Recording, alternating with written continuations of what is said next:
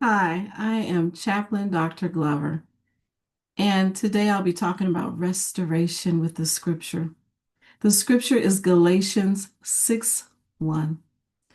Brethren, if a man is overtaken in any trespass, you who are spiritual, restore such a one in a spirit of gentleness, considering yourself, lest you also be tempted.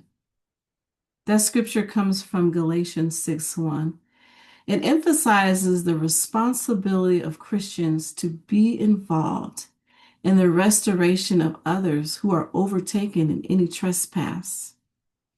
Restoration is God's work carried out by brothers or sisters who are mature in faith, who are watchful, who are careful and loving.